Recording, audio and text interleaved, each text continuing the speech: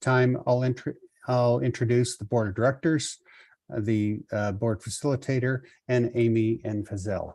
First off, we have our vice chair with us this morning, live in person in front of you, Neda Mohammed-Zadeh. She's our vice chair. Diana Bristow, public member. Kevin Cloutier, elected member. Omar Farouk, public member. Amber Fournier, elected member. Peggy Judge, public member. Samir Motera, elected member. Dorina Reyes, elected member. Derek Summers, elected member. Henry Wiersma, public member. And regrets from Ms. Elsa Lee, elected member, and Mike Smart, public elected member. And hopefully Paul Wilk will join us, public member, later on today. And for our staff, we have Amy Stein, Deputy Registrar and General Counsel. Carolyn Robertson, Manager Communication Executive Office. Fiza Assad, Human Resources and Accounting Specialist. And our facilitator is Sarah Butson for the meeting. And last, we have Mr. Fazell Khan. He's our Registrar and CEO.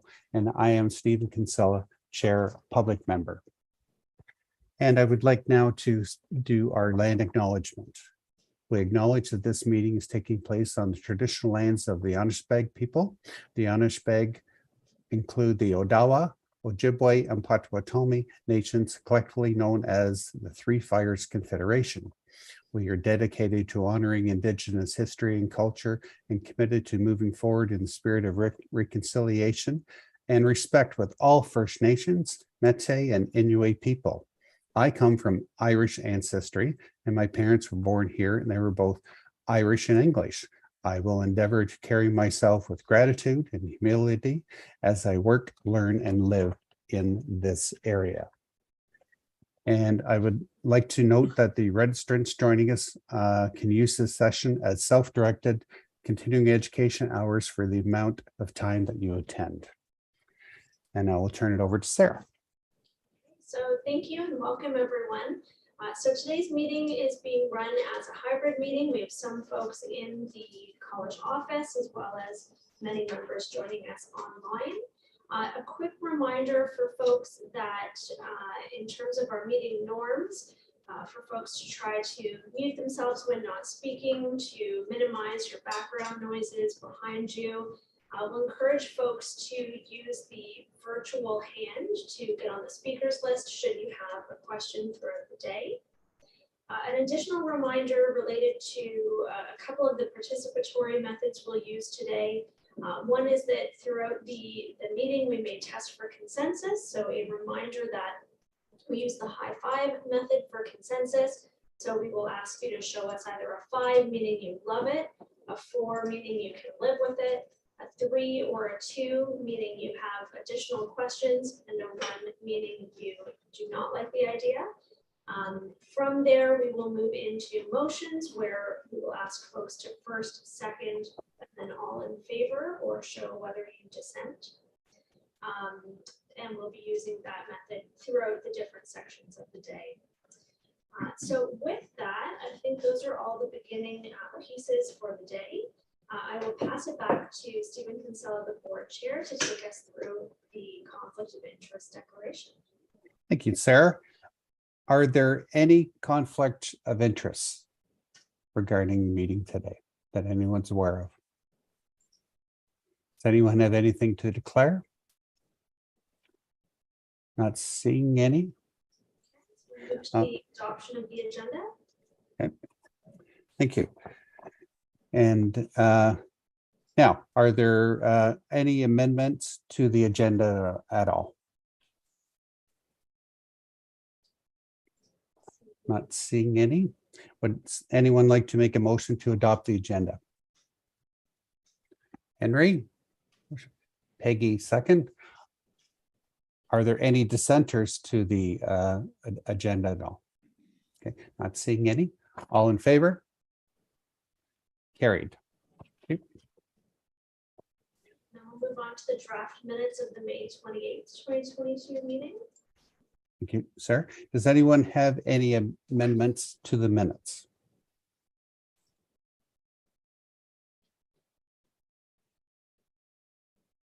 I'm not seeing any. Would someone like to make a motion No. to, Oh, Karen? sorry, Henry, go ahead. Yeah, no, I had technical difficulties. I was at that meeting, even though it says that I wasn't. Okay. That could be noted for the record. Anyone else have any questions or concern regarding the minutes? Okay, would someone like to make a motion to adopt the minutes as circulated? Omar. Omar first, seconded by Kevin. Anyone in dissent to the minutes at all? All in favor? Carried. Thank you, Stephen. So we're now going to move on to the board financial variance report, and we'll invite Fizza, the human resources and accounting specialist, to take over that piece. Go ahead, Fizza. Thank you, Sarah. Just get my reports set up here. Before we start, I just wanted to get a consensus that the size is okay for everyone. Everyone, well, good, no hands. All right, we'll jump right in then. The report we have before us here is our financial variance report dated August 31st, 2022. At this point of the year, there is 33% of the year left, which is why most of our variances will be, for fixed items, will be trending close to that 33%. For other items, as we've mentioned before, many expenses and revenue are incurred at different points in the year, so not all line items will be trending exactly at the 33%. So to get us started, total revenue for this quarter is $2,948,271 to date, which is a 5% variance to the budget. So we are trending well over budget, as we see all the line items here are in green. A few items to point out here in particular are the interest and investment income, which is currently sitting at an 82% variance to the budget. Most of our interest income is incurred in September and December, so this line item evens out closer to the end of the year. As well as miscellaneous revenue is currently 21% above budget. This includes discipline payments as well as a few COVID-19 subsidy payments, which our auditors had advised us not to budget for, as it was unsure as to whether the college would be eligible for at that point in the year. Before I move on, are there any questions in regards to any of the revenue line items? See, Samir has his hand raised. Go ahead, Samir. Hi, Fizza. Just a question around the NESL examination fee. I just wanted to know, it's clearly mentioned onto that. It includes the exam session in March at the college. Seeing the reports that was presented earlier in May, we had almost about 106 student or 105 student that was in Ontario. They were basically both written eyeglass and contact lens examination. Now, when I'm looking at the fee structure from the NACOR, it's 750 individual examination as well as 1,500 for both. Now, just help me understand this, why this number is not lining up with the amount of fees that we collect. Like, is there anything that also we are taking out of the examination fee in here, or any point area on that? So on my end, and I may pass this over to Amy or Fazal for a bit more clarification. On our end, this is just the amount of money that we get for students actually sitting for these exams through NACOR. So it's an amount that's paid out to us from NACOR directly. So which line are we looking here? So this is the national examination fees, line item 5. Samir, did that answer your question? So question is, in May board meeting, we were actually given a registrar report on that, and it says national examination, contact lens and eyeglass examination. Total candidate for that examination, it's actually breakdown in 2 categories: contact lens 110 Ontario candidate applicant and eyeglass 105. So if I were to average it out, I'm basically thinking 105 students wrote a full examination, and 6 students actually just appear for contact lens examination more. So that basically not lining up with the fees that NACOR had published on their site. So the thing is, Samir, we have a fee split with NACOR. So NACOR, out of the exam revenue that's collected from the student, NACOR retains about half and we take half. That's exactly what my question was. Thanks. I just wanted to know, because it says fees only, so I was kind of confused. Is there something coming out of that pot or not? So Every that's exam session, NACOR sends us a check, and then we cover off all the examiners, hotels, all those things out of that. perfect. Thank you very much. Thanks, Samir. Okay, Steve. Thank you, Sarah. With regards to, we have, it looks like the Bank of Canada is going to raise interest rates again in the next coming short while. I believe it's my understanding that staff have set us up with regards to our GICs that we will be able to continually take advantage of these higher interest rates going forward into the end of the year. Is that correct? Yes, we're working with a financial advisor and we actually do have a meeting set up for next week to go over the current rates that are being offered and reinvest our GICs for the next year. And I just think that's important that all the registrants watching on YouTube are aware that the college staff is continually looking for ways to look after the interests of the college, and they should be commended for lining up our investments so that we can take full advantage of when the higher interest rates come available. Good job. With respect to the NACOR, is that revenue line net? Or is it divided between as gross in revenue with an expense? So you'll see in that line, you'll see the funds coming in, and then later you'll see later in the spreadsheet, you'll see the example. The expenses. Yeah. So, because I think you're okay to continue. Okay. So next up, we have our board and committee expenses. To date, we have spent $94,275, which is actually 63% under budget. Just a note for board and committee expenses here. Typically, we remind ourselves every board meeting that this depends on the rate at which we receive board member expenses. So these numbers may fluctuate throughout the year, but they do even out by our December report. We are currently trending well for each line item under budget, and when budgeting for these line items, we had budgeted for a 3/4 day in-person meeting for committees, depending on the COVID-19 situation. The managers and those responsible for the committee meetings have let us know that there are no in-person meetings planned for the rest of the year. So these line items will be under budget. Are there any questions for board and committee line items before we move on? See, Amber? And I don't know if this is going to be directed really at you, Fizza, but I just wanted to make a note of the fact that for the ICRC, we have budgeted for 16 panel teleconferences. And to date, we've had one. So I just wanted to kind of point that out. I think that we're really far under budget there. And I think that that's something that we need to be looking at, because usually by this point in the year, we've had many more meetings than we've had so far this year. So I just wanted to make a note of that.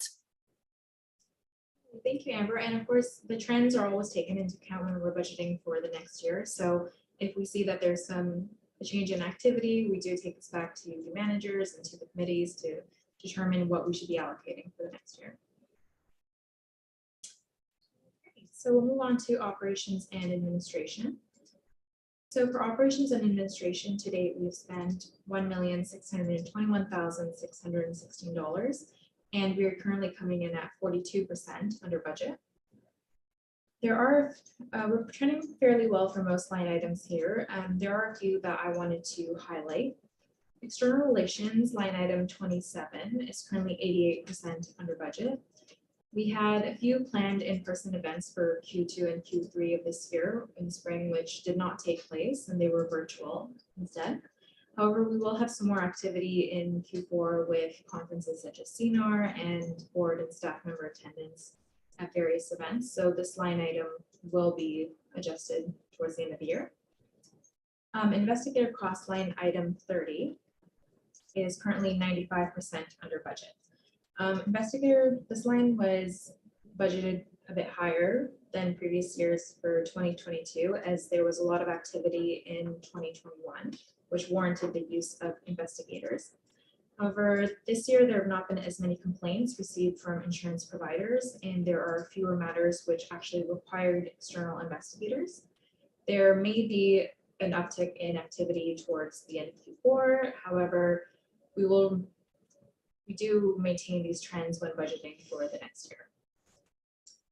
And finally, in terms of QA program costs, which is line item number 32, we are currently 89% under budget. One of the major projects budgeted for this year was the MSF, or the multi-source feedback project, which has now been deferred to 2023. So this line item will not be reaching its actual budgeted amount. Are there any questions for operation and administrative expenses, or anything that I can explain on? Any additional questions or comments?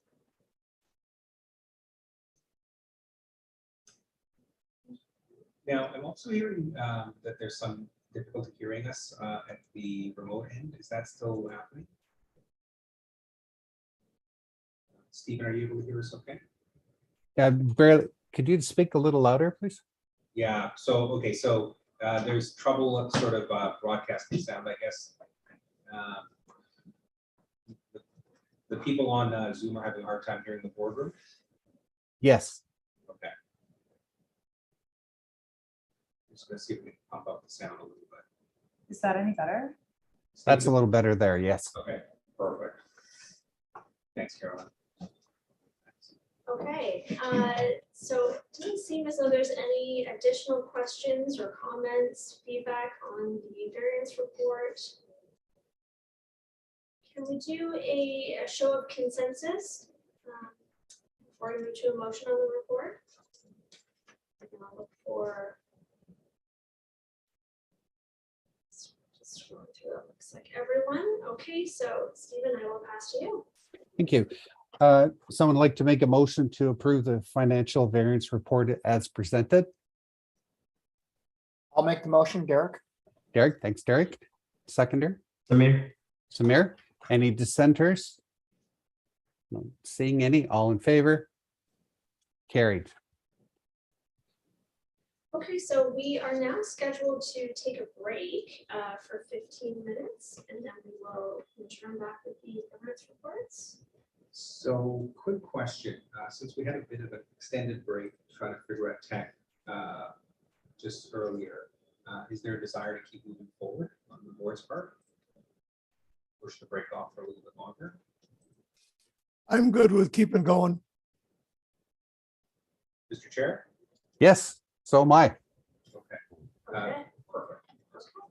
so we will keep moving. So with that, and do we have Gord White in the meeting with us already? She's in attendance there? Yeah, I see. Yeah. Okay, so with that then, Gord, we will invite you to join us. We're going to have Gord White, the Chair of Governance, present the policy updates.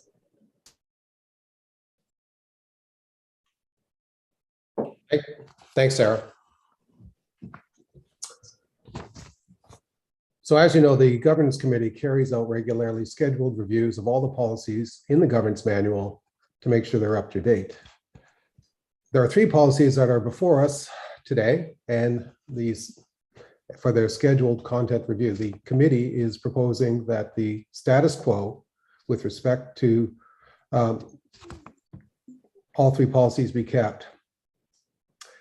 The committee was of the view that the board, a global board registrar CEO policy, the board monitoring systems policy, and the board policy process continue to adequately serve the board's needs and that no amendments are necessary. The public interest consideration that the governance committee identified is that by regularly reviewing the content of the policies, it ensures that the policies are consistent and effective, and that the college is up to date with regulations, technology, and regulatory best practices. In the case of these first two policies, the committee was of the view that they continue to be relevant and serve the function that they were implemented for. Sarah. Any questions for Gord?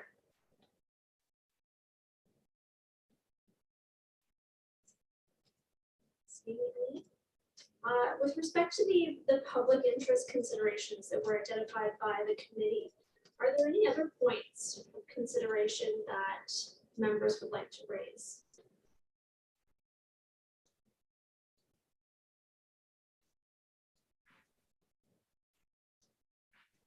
Seeing any. So with that, we will do a test for agreement to move forward with a motion on this item. I see a show of hands. Seeing almost everyone. Diane, I think I just missed your hands there.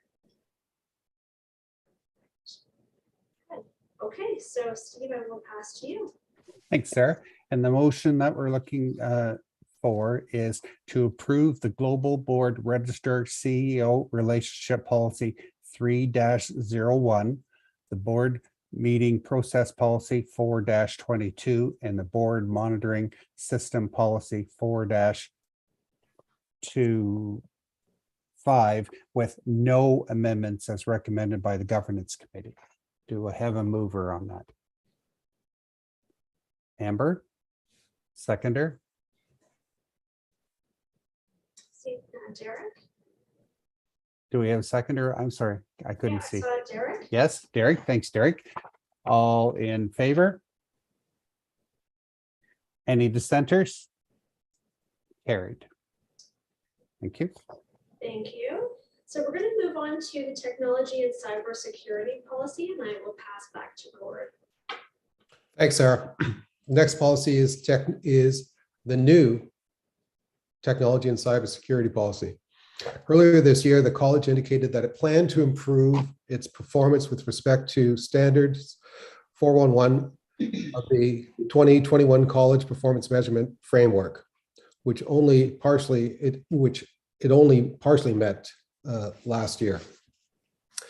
So a draft of the new operational boundaries policy called the Technology and Cybersecurity Policy 2-13 is outlined in Appendix A for the board's review and discussion. The proposed policy will formalize and lay out specifically the risk boundaries for the registrar CEO regarding the management of technology and cybersecurity at the college. The registrar will, of course, provide the board with regular, accurate, and effective monitoring information pertaining to the assessment and achievement of managing this policy within operational boundaries. These monitoring reports will also allow the college to fully meet its obligation with respect to the standard 411 of the CPMF. The committee is recommending that the registrar CEO present this monitoring report once a year, and that the policy be reviewed for its content by the board every 3 years.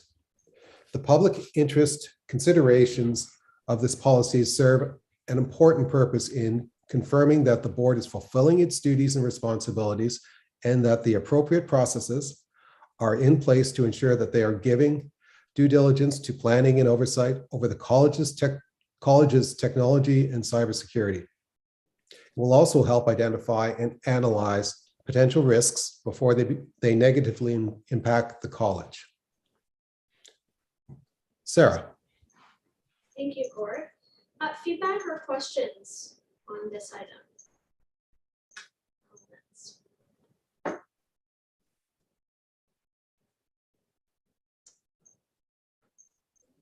Not seeing any.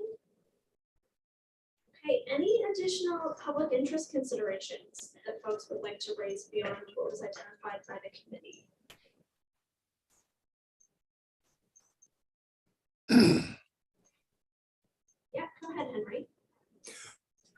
Given the nature of technology and everything that's going on, is once a year good enough?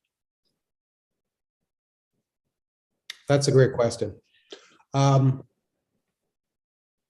do you have any thoughts on that? It's really up to the board. I think is only 1 or 2 policies in your manual that are monitored more than once a year. That would be the strategic plan policy, and the one other one I believe is the financial assets policy or financial condition policy. So it's really up to the board if you want to add this to that sort of critical list of policies you want to be hearing about. What this policy is really aimed at, it's the high level technology planning. And it's going to tie, I think, directly to the board's budgeting discussions as well, because of course, in order for the registrar to execute on this policy, there will need to be budgetary allocations in order to make sure that everything is within the board's expectation on how to meet all of these criteria that you're setting out. So I think it's going to come to you in a few ways. You're still getting regular monitoring reports on things like succession planning, asset protection, and other things that are intertwined with technology planning. So it's striking that balance, right, to make sure you're getting the information you need at the intervals that you need it, without I suppose overdoing it or making sure we're allocating needed time to all the areas of risk. Okay, good. Not overdoing it is good. An update once in a while is excellent. Thank Any you. other comments? Yeah, Peggy? I was wondering if also we should be reviewing the policy more often than once every 3 years, because of how quickly things change in tech. I couldn't hear anything that Peggy said. Sorry, Henry, I was saying that perhaps we should be reviewing the policy more than once every 3 years. So maybe we don't want a monitoring report more frequently than once a year, but maybe we should be looking at what's in that policy more frequently, given how much tech can change and threats can change in a short time frame. Amy? So one thing I'll note about this policy, and maybe we can pull it up on the screen, it is very high level. It's not getting into the details of the sort of annual and daily technology needs of the college, and that's by design. These are the operational boundaries. What's going to be happening within this is, frankly, every quarter you're getting variance reports on the ways that the college is managing the assets of technology and all of the other expenses of the college. So this is, of course, not the only place you're seeing this information. The actual content of this policy hopefully will not change that frequently, because it's the high-level principles, not the nitty-gritty of the college's technology needs. So that's why the governance committee is recommending a 3-year cycle for review of the policy. But of course, it's up to the board to decide how often you'd like to see this policy. I guess the monitoring report, correct? No, the Like monitoring separate the report, monitoring. the monitoring report is gonna, what's proposed by the governance committee is an annual monitoring report to hear about the registrar's interpretation of this policy and execution of it. Reviewing it for its content, to look at the substance of the policy and say, do we need to amend the policy for any reason? Review once every 3 years. Yeah, so it's important that we keep the two separate. Exactly, yeah. Did that address your question? Well, I actually was thinking that it was a very broad policy, but then that's consistent with what you're saying. Yeah, that's the design of this section of the governance manual. It's setting the principles that the board is giving to the registrar to work within. You get your regular monitoring reports, and you always get asked the question, is the interpretation reasonable, and has the registrar complied with this policy? And you get to course correct at each occasion. So is that the point in time that we as the board would look and say, we understand this is going on in the world at large, and has he been addressing that Exactly. recent risk that has come? Exactly. So there's a policy criteria here that says that the registrar is going to be obligated to take reasonable steps to safeguard the college's information technology infrastructure. So in your monitoring report, you're going to get a report of what steps were taken. And you'll have an opportunity to say, well, there's this threat that I don't see accounted for here. So this interpretation does not strike me as reasonable. And I guess that's where we then get into is once a year often enough. Exactly. My gut feel is 6 months.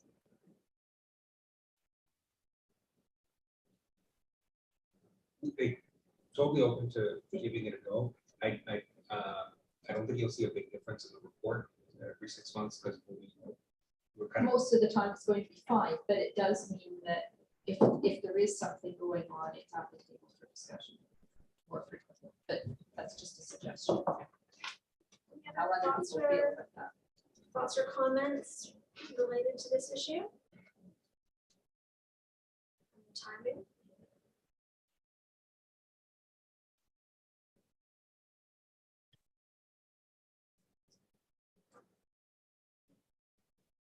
Seeing any additional thoughts or comments from folks. So perhaps what we'll do then is test for consensus as presented and then see if we need to discuss further from there.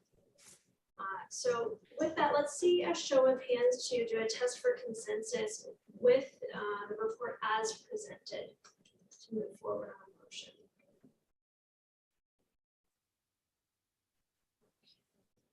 I see everyone, so it looks like we're okay.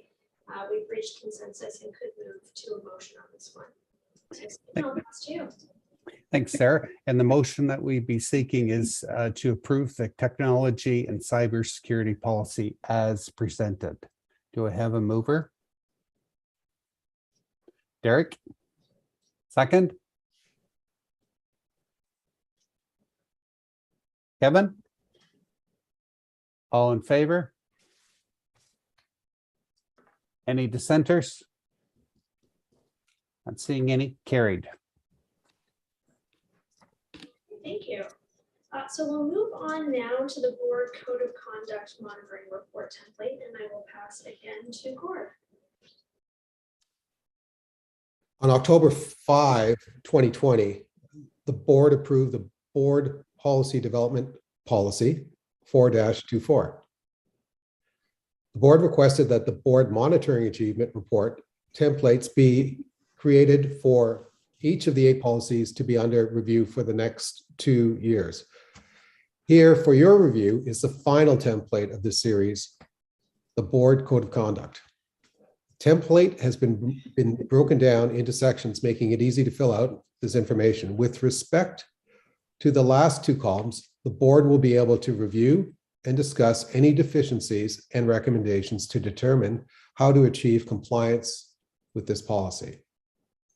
Once approved, the chair will be seeking a director to volunteer to complete this template and present it to the board at the next meeting in December. Sarah. Okay. Any questions?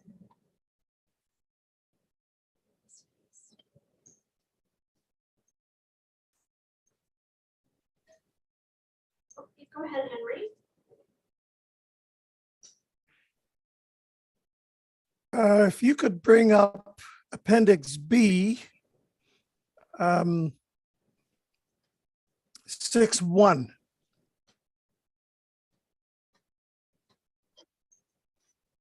Yep, okay, and then just a minute here.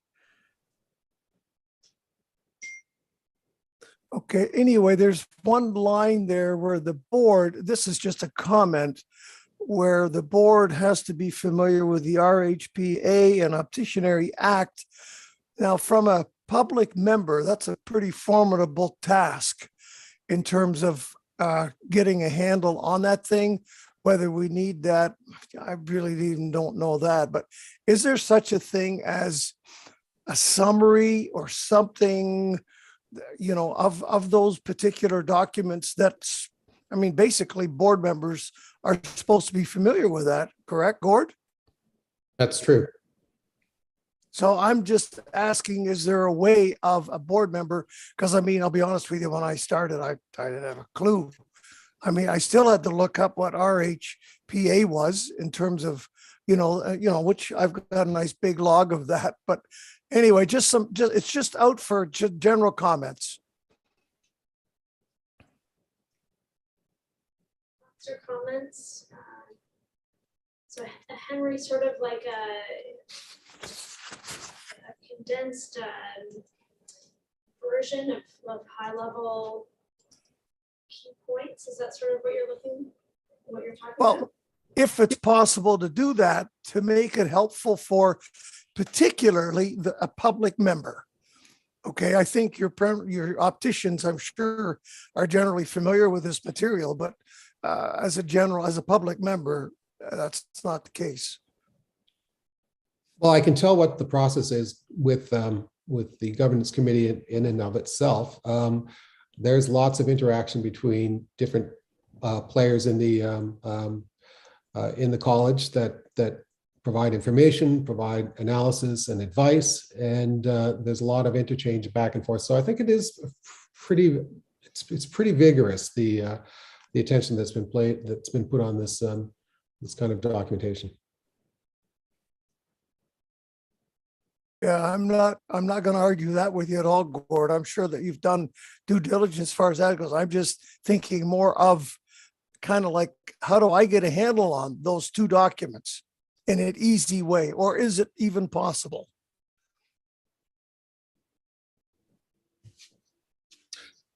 Well, listen, I think some of the synopsis of the documents that we were provided with for this meetings probably would be helpful and serve. Just like what was, the last item that I reported on.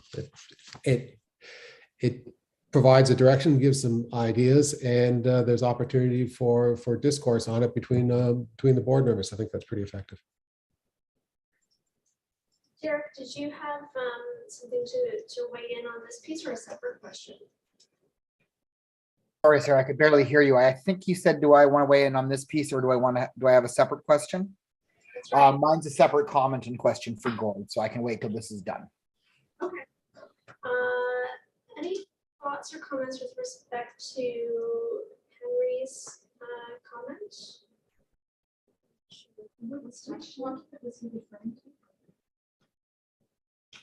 Henry, could you restate the document? Oh, yeah, it's in 6 Appendix B. And it just, I forgot where it said something about being familiar with the RHAPA and I think, can I maybe make a comment, Henry? So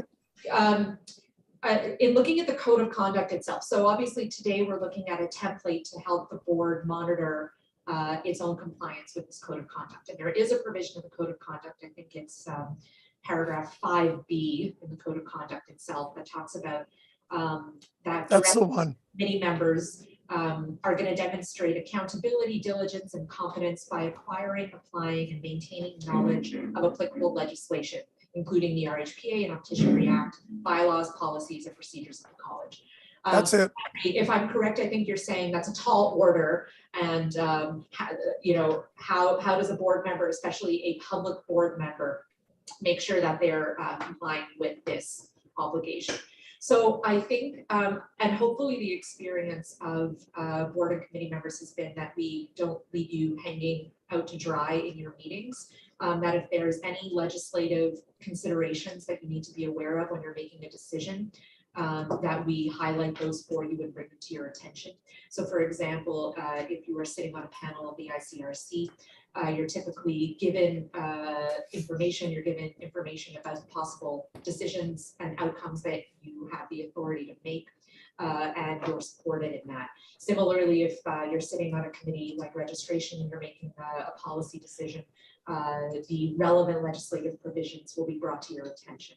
So the idea of this is here not to make sure that everyone is sleeping with a copy of the Regulated Health Professions Act under their pillow. It's more to highlight that if you're not sure what your authority is, that you ask, and that when you're monitoring your compliance with this, the monitoring report that a board member will be delivering, they'll be thinking about it not in terms of each person's individual knowledge, as though you were going to get quizzed on it, but is it being demonstrated in meetings that members are complying with those obligations? Excellent. Thank you, Amy. Derek and then Stephen. So I assume I can be heard right now. I think I got off of mute. Yeah. So I just wanted to say, Gord, and to the rest of your governance committee, I think this is an excellent piece of work. I think it's an excellent job done by you guys. So thank you for bringing this forward. Thanks, Derek. That's very kind. I will also say that when you, assuming this all passes in a couple of minutes, that volunteer you're looking for, I will happily do it for you if you'd like. Fantastic. Excellent. You're reading our minds, Derek. Stephen. Yeah, thanks, Sarah.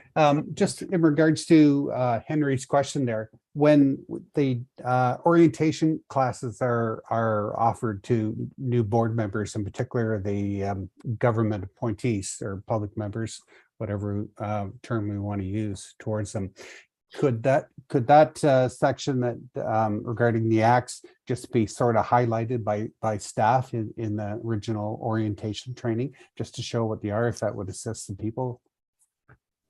Yeah, I Excellent. definitely think that we can highlight it a little bit more. I was just multitasking, which I shouldn't. I was looking at the opticians handbook that we have. We have a chapter on introduction to the RHPA, and I'm wondering if we should make it publicly available as a training module for our public members. Yeah, I think that's a great idea because that is already the pre-election module that all professional members need to complete before they run for election. So our public members, we don't want to leave you out. So that's certainly something we can set you up with. Yeah, grant access. Thumbs up from Henry. Very good. I'm not seeing any additional questions or comments. Are there any public interest considerations that folks wanted to raise with respect to this reporting and the template? Haven't otherwise been noted.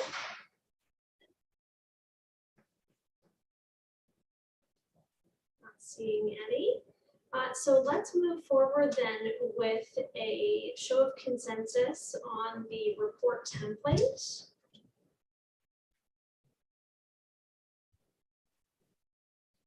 Seeing consensus. Okay, so then we'll move forward with a motion, which I will pass to Stephen, and then we'll look for volunteers. Go ahead, Stephen.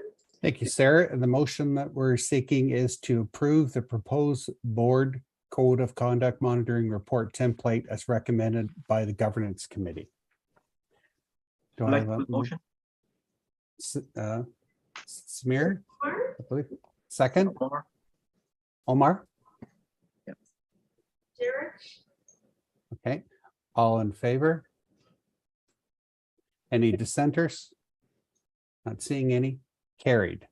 And I understand that we do have a volunteer to do this, and I believe, and Derek, you still wish to stand for that? Absolutely. Thank you very much. And thank you for coming forward and volunteering and doing that. Thanks, Derek. So we can just do a check while we're continuing to move along here. Do you want to continue through the agenda, or did the folks need to pause for break, or would you like to keep going? We'll leave hands on board. People okay to continue on, or do people need a break? Sorry? 5 minutes. Do you want to take a 5-minute short bio break? Yeah, okay. So why don't we take a 5-minute break then, and we will resume at 11:20. Does that work for everyone? Yep. Seeing Oh. some thumbs up, okay.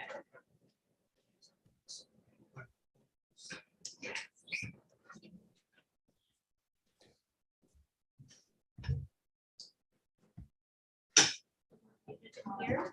Yeah, I would mute, turn off cameras.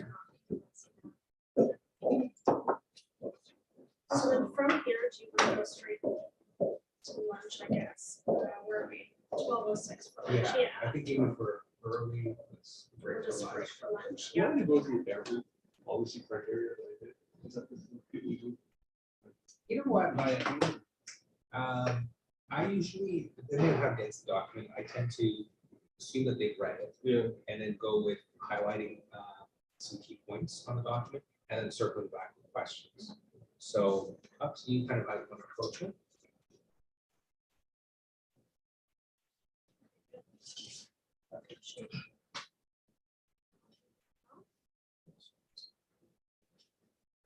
Heck, it's stressing. Yeah, was it similar the last, because you didn't hybrid the last time? Yeah, The it was thing is, great. if you go completely, then sometimes for somebody who's done their prep, I'm like, Yeah, why did that? What's the point? Well, that's what I was thinking. Exactly. That's why I say, when these are grown up and should have done their reading. but the flip of it is that depending on how things register for you, right? That's individual, reading versus hearing. YouTube viewers can still see and hear us. Is it all live?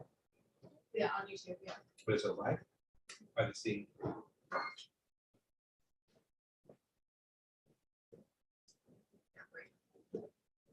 Great. I'm seeing the 309 clearly.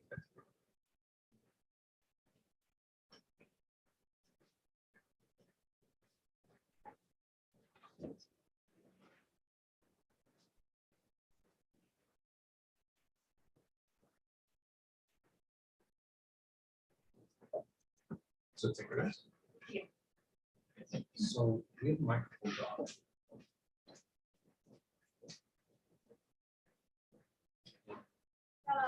Yes. Maybe Carolyn, you can stop broadcasting the boardroom camera.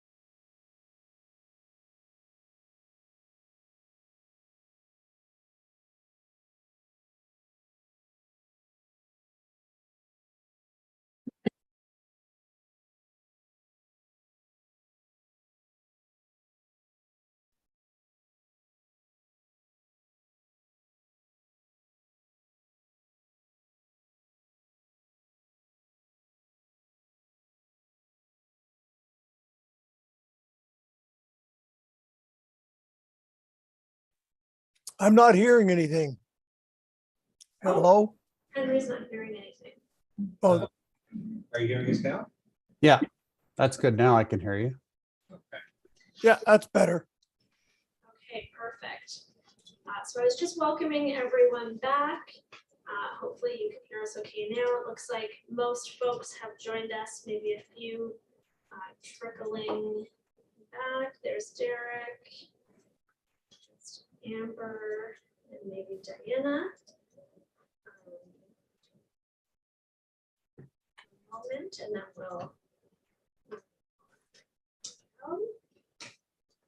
Okay, so I think that's most folks. Maybe with that, we'll move on to the next section. So we're going to be looking at the policy monitoring report. I'm going to invite Amy just to start with a bit of context, and then we'll have Kevin lead us through. Sure, so I think the board has sort of gotten into the swing of these now, so I won't take up too much time. This is now the 7th of the board direct monitoring reports they've been receiving. And these are the policies that the board selected themselves to monitor in greater detail. You just approved the final template, so in the new year, we're going to get into more of a groove, a 2-year cycle of hearing from individual board members on this. So this time around, you're going to be hearing from Uche on the board terms of reference policy, and I will turn it over to Kevin. Could it be a little larger? You need it a little bit larger. Yeah. Yeah. Perfect. Morning, everyone. The purpose of the board policy achievement report is to monitor in greater detail policies that pertain to governance process and board staff relationships on an ongoing basis. In December of 2020, the board agreed to monitor 8 policies that were considered important to evaluate directly. The board terms of reference policy 4-03 is the 7th of these policies. This policy describes how the board operates, include its role, purpose, and accountability. This report identifies how the board has interpreted each part of the policy and the evidence that has been identified. I'm assuming everybody's read the report. It's pretty straightforward. In my research, I did not find any recommendations as we are compliant on every policy criteria that I had to evaluate. If I can just highlight 3 of them for you this morning, would be policy criteria number 2. The board is responsible for developing and approving bylaws, standards of practice, and practice regulations. The board has met its responsibilities as evidenced by its review of bylaw 5.1 for inactive class Bs in insurance, as well as its continuous monitoring for COVID-19 practice guidelines, as well as we can go to policy criteria number 6. The board is responsible for engaging a registrar CEO to oversee the operations of the organization and implement the board's strategic plan. The evidence that we are compliant is the board has met its role as per policy 3-03. CEO has demonstrated his understanding of this role as demonstrated by his staff management and the need to hire new staff at key positions. The board is also updated on the CO's strat plan by the registrar with quarterly reports throughout the year. And finally, if we go to policy criteria number 10, please. Thank you. The board is responsible for appointing statutory and non-statutory committees to carry out the function assigned by them under RHPA and or by the board. The board has met its responsibilities as it has maintained 7 statutory and 3 non-statutory committees to carry out its functions. It has shown its fluidness and adaptability to establishing non-statutory committees in dealing with the pandemic and the screening committee for new applicants for board and committee positions. That's all I have to report for today. Any questions? Any questions or comments on this report?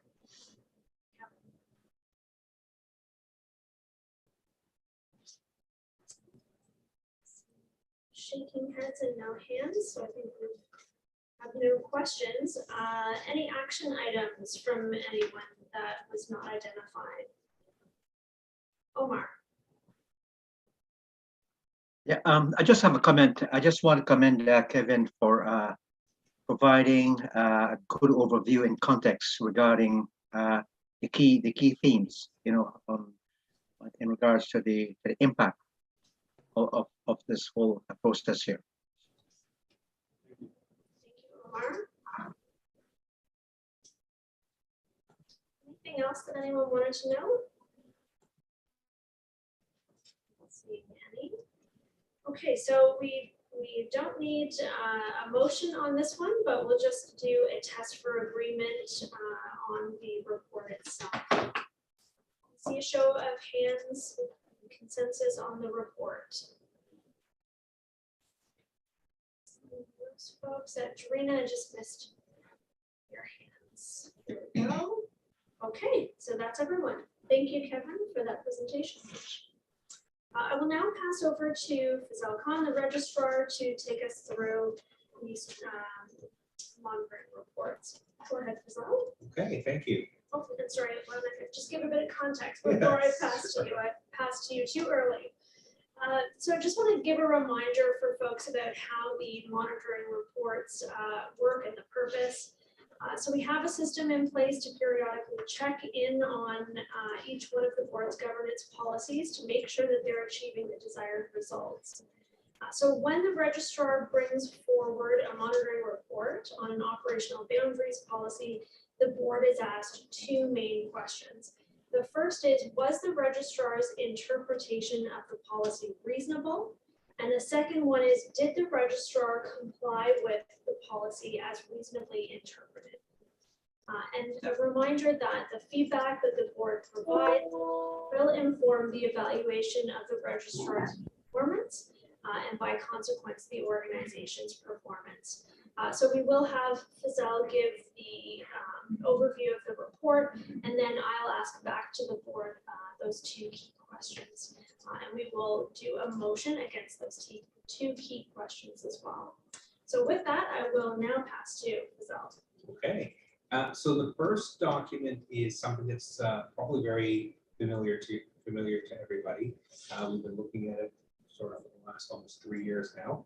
It's our 2020 to 2022 monitoring report, and we bring this to you pretty much every board meeting. So you're looking at it quarterly, and basically we're getting to the end of our reporting cycle on the 2022 plan as the year comes to a close. We had achieved most of the objectives of this 2020 to 2022 strategic plan early in its life cycle. And so a lot of the information that's there has been stuff that you've seen. To make it kind of easy, as we're in the home stretch and we're in the last essentially quarter of this 3-year strat plan, is we highlighted in yellow any new statistics that were added or any new sort of actions, and in blue in the notes, sort of notes or comments about some of the actions that have been taken. But I would say in its totality, we've hit or exceeded our marks. We predicted some of the unintended consequences of our COVID bump. We had grown quite popular over the pandemic as registrants were seeking out to get information and guidance. So we got a lot of uptake on our social media and things, got a lot of momentum on followers, a lot of page hits on our website. That's probably not going to be the norm going forward, as hopefully we're returning to a more stable period in time. Nonetheless, anything that we sort of strategically set out to do, I think we've achieved. So there's a few spots that have been highlighted. Hopefully your eye went to that, and I'd be happy to take any questions from the board or any of those new additions. Everything else you've seen before, but the highlighted stuff is new. Any questions from anyone? Any feedback or concerns related to the interpretation of this policy? Go ahead, Samir. Thanks, Fazal, for presenting this report. Only one question, and that's been a concern, I guess, over the ages. I guess we've been dealing with this, but wanted to know what's your input or what you thought on this. Like, what percentage of registrants are responding back to the surveys? As it says, it's not data is not available. What are the barriers, and could we possibly send a small, like very small survey monkey to get information from registrant why they're not engaging in responding this surveys? Yeah, we could definitely update, like we do a survey monkey at certain intervals, especially whenever we do an e-blast. We always have a survey at the bottom of each one that checks in with, did you find this helpful, this information, things like that. So we try to not send too many surveys out so they don't get survey fatigue, especially when we have important things like in the summer we had sent out a couple of consultation surveys. Typically, whether you look at elections, election participation, or opening rates and things like that, the opening rates are actually quite good on our emails, over 70%. So that's a good indication that our registrants are reading college email, but we're really careful not to bombard them. And so sometimes if it's sort of a low level thing, like a friendly reminder, we'll use social media channels to push those short messages out. Typically, email, it's very focused on something that's important to the entire group. And so that's when we sort of wait for that. So we could definitely add a few questions as to, it's kind of funny though, if we send the survey out, it's kind of a circular pattern. We're asking those who are already responding why they don't respond. So I'll have to kind of think on how to crack that code, possibly at our trade shows and things like that, where there's a lot of them. We just did a speaking engagement at the association's virtual show yesterday, but we're returning back to in person this fall. So possibly, you've got my wheels turning as to how we can kind of get a little bit more feedback. So I'll report back on that, Samir, as to how we can engage them more. Just a thought on that. That's a great way of starting as well. Just a thought that when we receive survey, I believe there's the anonymous, like you don't get to see who responded, whatnot, I guess. Am I correct? Yeah, they're anonymous, to sort of encourage participation. So we definitely aren't able to tell who's responding. Yeah, makes sense. Otherwise, I was going to suggest maybe a self-directed out of that, but that's out of question there. Yeah, we've had some good uptake to our live sessions and things like that. But I think there's just, people are working retail, people are inundated with emails and things like that. It's hard to get their attention. During the pandemic, we had their attention because it was such a critical time. So it was great that we had that uptake then. So we'll see if there's any way we can engage or improve uptake. Thanks, Rizal. Really appreciate that. Any other questions or comments? Were there any steps taken that anyone was uncomfortable with?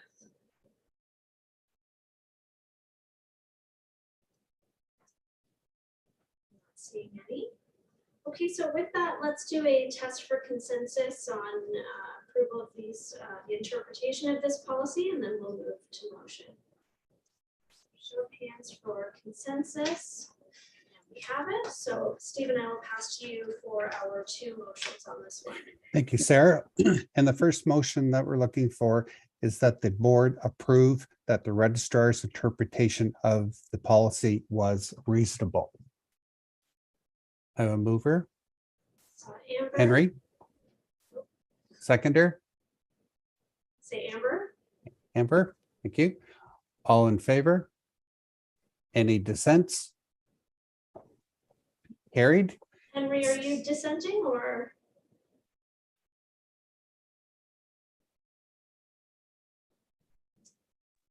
Henry, can we just clarify that you were dissenting? Sorry. Is that a good high five? Is that a yes? I am not dissenting.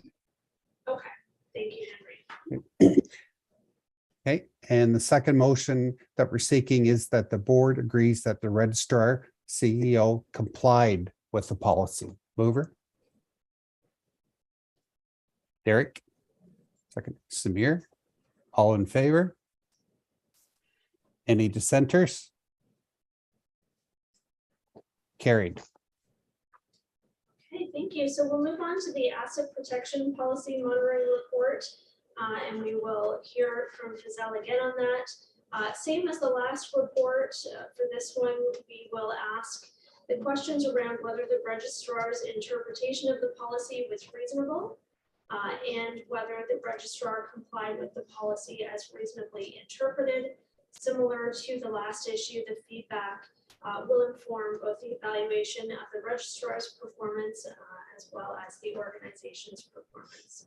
So Fazelle, I will pass to you. Great. Before I move on to that, I'm just going to circle back to one thing, Samir, to your point earlier. I did get a little note here. Peggy reminded me that we do incentivize people through the QA program to fill in surveys. So they're able to claim time for time spent on engaging with college broadcasts like this, as well as the surveys. They can count sort of hour for hour. So we do incentivize them to engage. Thank you. Okay, so I'm going to move on to Asset Protection Policy 204.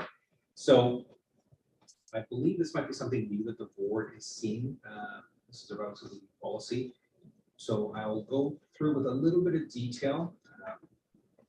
So on the left-hand side, you'll see sort of the policy requirement, and on the right-hand column, you'll see sort of our interpretation and the evidence of such.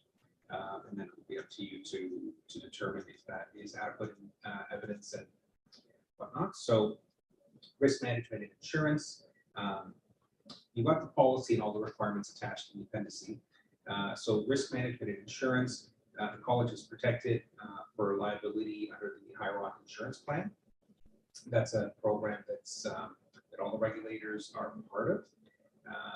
That coverage actually extends to all our directors, our staff, volunteers, and the organization itself. We further extend that policy to cover any losses or liability when operating off-site, for instance, the exams. Things like our internal equipment, laptops, desktops, tablets, all of these peripherals are inventory of our front desk, which helps us determine when we do our yearly sort of check-in with High Rock as to making sure that we have enough insurance to cover everything. The other thing is also our IT is monitored by our vendor on a yearly basis. We just had our meeting with the IT company to assess aging infrastructure and turnover that we would need. So that's done on a regular basis. As far as the next category, uninsured unauthorized access to funds, signing authorities have always been limited to the registrar, deputy registrar, chair, and vice chair. So there's only 4 signatories. Those are updated as there's any change at the administration level or at the board level. Payments pretty much have gone exclusively electronically, and that includes government tax payments. Those electronic transfers are signed off by both the registrar and the deputy registrar. So even if it's electronic, we have a double signature, call it. Premises and equipment, our IT infrastructure is monitored 24/7 by our vendor. And as I mentioned earlier, we do an IT audit yearly, looking at equipment and software as well. So if there's any necessary updates or security or infrastructure replacement, we take care of it, we budget for it in the coming year. And on average, we have about a 4-year cycle to replace or turn over any of the college computers. As far as purchases and contracts, consultant equipment requirements are usually forecast in advance and budgeted for in the fall. All contracts, we have the luxury of having our deputy registrar, who's also legal counsel. So we have our contracts reviewed by legal counsel, and they're executed through the Office of Finance and HR Specialist. So we have several sets of eyes on our contracts. Items that are unbudgeted or over budget or trending over budget, these things are flagged for the finance committee.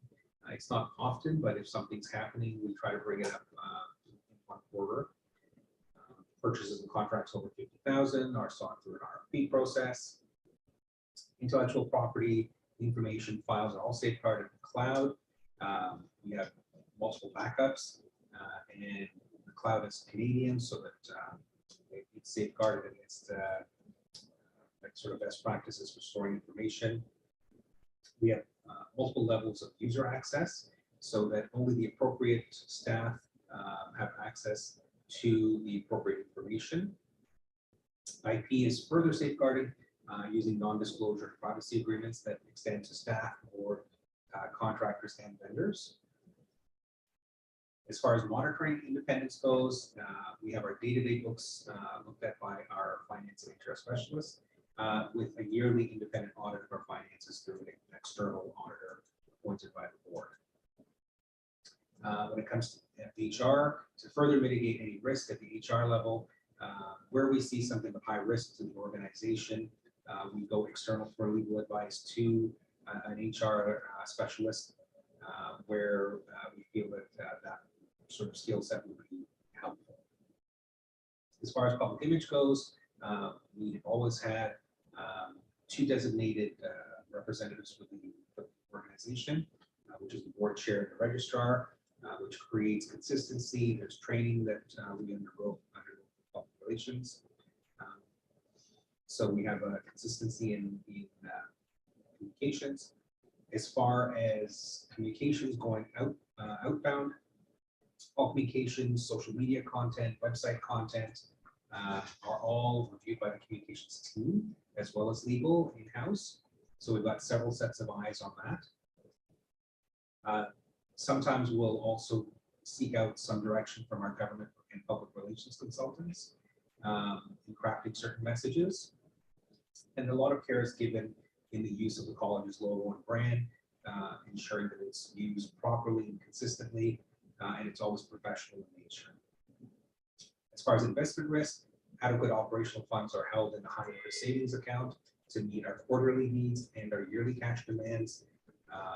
We are constantly monitoring what's in the accounts, what's coming due in GICs, and what's going to be coming inwards as far as revenues go. The maturity of all our GICs. So we're pretty much at the minimum assessing all these needs on a quarterly basis. Any sort of excess funds we're holding in GICs that are on a yearly basis turning over, so that we have a good mix of some interest on our funds as well as easy access to our funds in case anything comes up and we have to move into reserves. So that is sort of my report to you on policy 204. And I will turn it back to our independent chair. Any feedback or concerns related to the interpretation of this policy? Netta, we'll go Netta and then Stephen. Thank you. So I have a quick question regarding the policy requirement under risk management and insurance. The part that it says here, we have a good coverage for the directors, the staff, volunteers, and organizations. With the recent lawsuit regarding the volunteer case, I have a question. Again, this is, I understand, is part of the operation. It's just the question I'm concerned to see. When it comes to the case of the volunteers that they're helping us, what kind of agreement or that we discuss with them or get something signed by them to make sure of the role of volunteer, that we don't face the lawsuit, the recent one that's set up in August in Ontario. So you're talking about a lawsuit against the college? Our No. college? It was a lawsuit that actually went through of the volunteer case came 3 years ago into the attention, and then they basically got paid out, and they said, no, this was a paid position. Apparently it wasn't a clear agreement, even though the company had the position as volunteer. Okay, And so now the question is coming that it's really a case and volunteer will exist or no. So we actually don't have any volunteers. Okay. So appointed members are paid for, models for exams are paid for. So we don't, I doubt we'll run into that kind of situation. But as far as, you know, slip and fall liability, things like that, we are out of. Then if, because I saw this volunteer work here, that's what kind of made me a little worried that if it happens that in a emergency cases, we need to use some volunteers' help. Do we have any kind of a agreement ready, set up to be used at that case?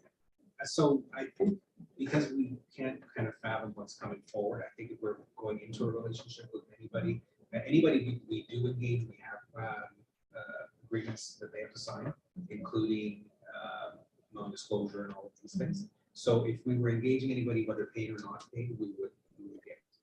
Perfect, thank you.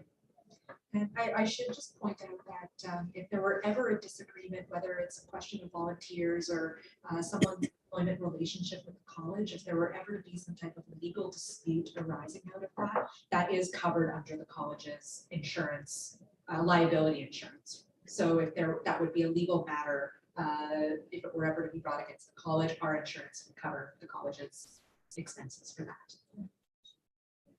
Do you think with the case that it's just settled in August, our insurance will be impacted because of this part that never was in kind of? That's probably a discussion for a new session, just because of the legal nature of it, but we can certainly have that discussion at our next session. Stephen, Thank you, Sarah. Fazelle, have you found that the cost of risk insurance has risen drastically over the last couple of years? And is it hard to obtain? So far it's been quite good. We haven't felt any sort of bump or anything in coverage. I'm looking over to Fizette, who gets the bill for it every year. The nice thing is the risk is spread across all the regulatory bodies. So a case here and there isn't going to skew our renewal rates. So that's sort of the benefit of being sort of part of the group plan. Thank you. any other feedback or comments related to the interpretation of the policy? Yeah, go ahead, Peggy. With respect to signing authorities, if one of you or Amy is on vacation, and something needs to be signed or something happens, yes, to one of you, who's the second person to sign things? Is that the chair?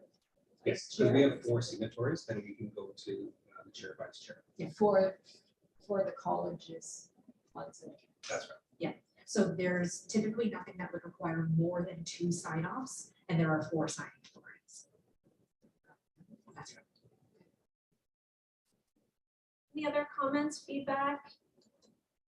Any steps taken that folks were uncomfortable with?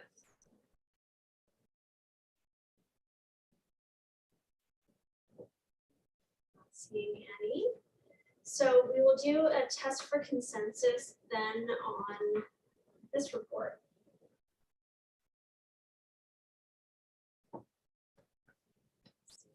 Consensus, very good. Okay, so we will move on. Stephen, we'll move forward with the 2 motions.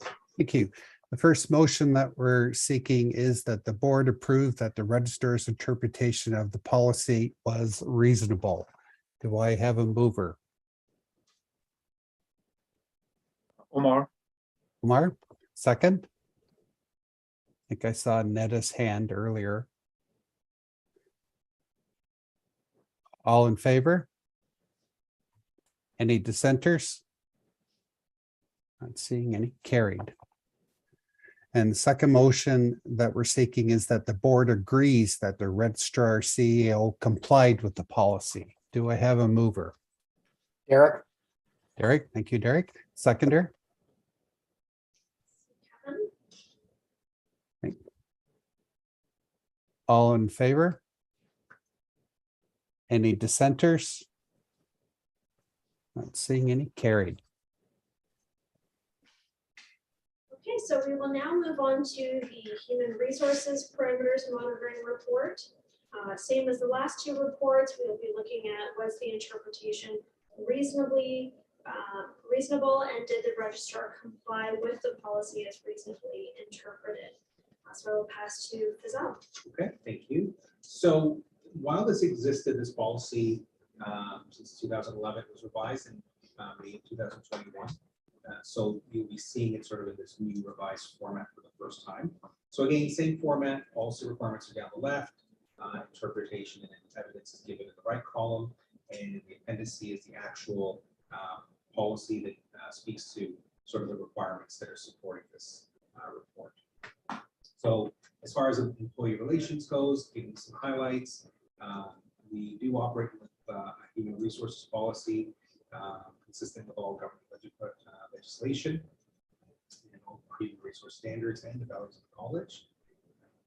Aside from operating with an open door policy, staff are always encouraged to address any concerns. Actually, 3 of us. There's myself, the deputy registrar, and a relatively new position in-house, which is a resources specialist. So we've expanded access for the staff as to who they can speak to. Staff are able to voice their concerns, comments, and especially we've been monitoring things around the pandemic, making sure that the team is feeling secure and safe. We do regular check-ins using anonymous surveys, and we discuss matters at our board, not our board, but our staff meetings and our managers meetings to sort of gauge staff sentiment. And we've been doing that on frequent intervals as we work through the pandemic and work on a sort of hybrid working model and returning back to the office on a more regular basis. Personnel policies documents provided to the staff by the HR specialist as part of their onboarding. Try to promote a positive, equitable, and supportive environment that values the contributions of all our staff. Try to keep budget that we go through with the board each December to allocate funds towards rewarding and celebrating success amongst the departments throughout the year. We also try to make sure that we have an adequate amount of funds towards staff education and development, staff training, and trainings that are department specific. We support staff continuous learning through courses and certificates. There's typically, we try to make sure the requirement is that there's some tie back to their role at the college. If there's any education that they can seek to enhance their contribution to their staff position in the organization, we stand behind that. As far as employee compensation, the college tries to provide all staff with reasonable compensation. In Q4 of 2021, several colleges, about 16, had engaged a group called Mungo Consulting, which gathered information from all of these colleges on the different positions and pay structures, benefits work. So review compensation packages and trends, and that information is something that we use to make sure that we are monitoring the environment and are competitive as an organization amongst our sector. In 2022, so this year, reviewing the fact that we've had some extraordinary inflation trends, it's impacting everybody. We made sort of a one-time sort of compensation for that and an extra top up, if you want to call it that, for cost of living expenses to staff at their reviews. And I had sort of reported that out to the board chair that we were doing that. We're still within budget. We felt that it was important to recognize that this is an extraordinary moment in time. As far as hiring practices go, interview questions and reference checks forms have been developed through the assistance of a third-party recruitment firm. Further, they've been reviewed by an EI consultant to ensure that the questions are fair, relevant to the duties of the role, and free from bias. All prospective candidates undergo the same screening process, which is typically 1 to 2 interview rounds with the HR specialist, then the direct manager and the deputy registrar or registrar, and possibly a practical assessment based on the role. And we of course course, do 3 professional reference checks. Finally, as far as registrar CEO compensation, all adjustments to the CEO's compensation are done in the review period based on direction given by the performance evaluation and compensation subcommittee as appointed by the board. So this is my report, and I'm happy to field any questions. Any feedback or concerns related to the interpretation of this policy? Go ahead, Stephen. Thank you, Sarah. I just want to comment on, over the years, since I've been on the board, I've seen changes of staff moving on for other positions, whatever, and new people coming in. And it has been a 100% seamless transfer of people moving out, new people moving in. There's no backlogs of somebody saying, well, I gotta wait, I'm just learning on the job, I don't know this.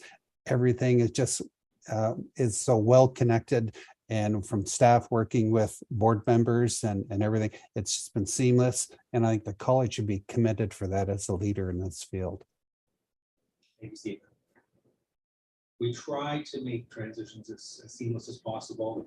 I think turnover is just part of the game. We are sort of one of the smaller colleges, and people do make career moves and things like that. And we always try to support these things. Any other comments or feedback? Any steps taken that anyone was uncomfortable with?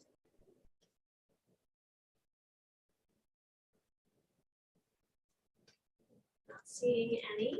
So we'll do another test for agreement on the interpretation of this policy. I can see a show of hands. I see, looks like agreement. So Stephen, I will pass to you for the motions. Thank you, Sarah. And the motion that we're seeking, the first one is that the board approve that the registrar's interpretation of the policy was reasonable. Do I have a mover? Derek, second. Amber, Thank you. All in favor? Any dissenters? Not seeing any. Carried. Second motion that we're seeking is that the board agrees that the registrar CEO complied with the policy. Do I have a mover? Derek? Second. Omar? All in favor? Any dissenters? Not seeing any. Carried. thank you, Stephen. Okay, so we're going to move into lunch now. We have a bit of an extended lunch today. We'll be taking lunch from 12 until 1:20. Just a reminder for folks that we are live streaming, so when you do take lunch, please make sure to mute yourself and turn your video off. And with that, enjoy your lunch.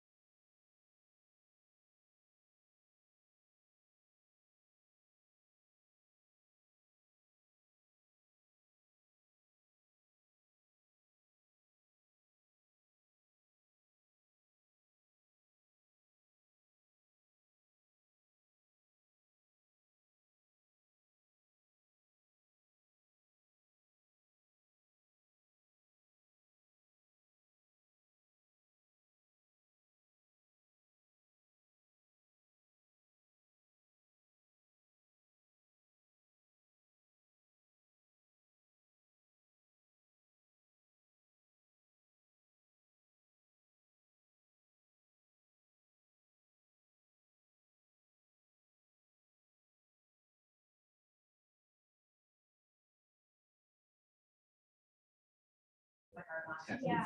Yeah, okay, okay. You know, it's that balance if you want to be doing the June, right? Yes. I'm gonna turn on one microphone for you there, Do Suzanne. you want me to come to my office? 'Cause also I Do you can- mind? Yeah, Perfect. we are live streaming though, so it's just. We'll have to keep it very. Right. Yeah.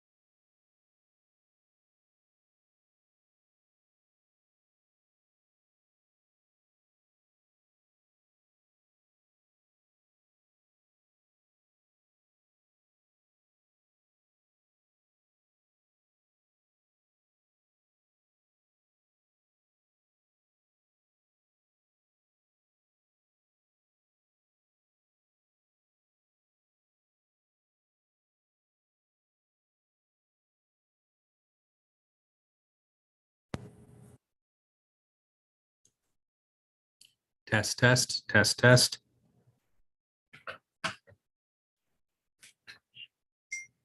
Perfect.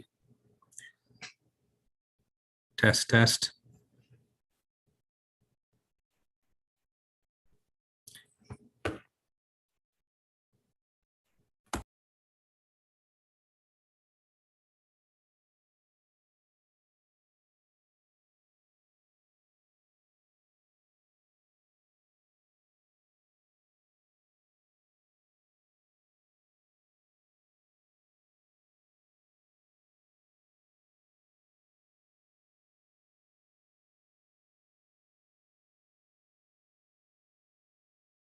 Test, test.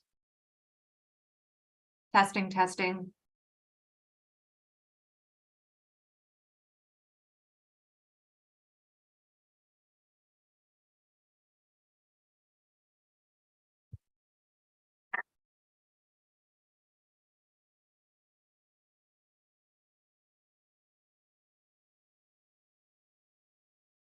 Test, test. Testing, testing.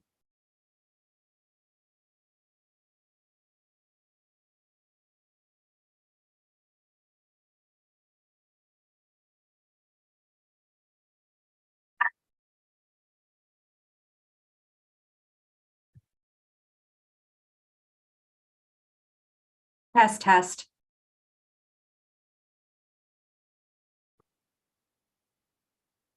Testing, testing.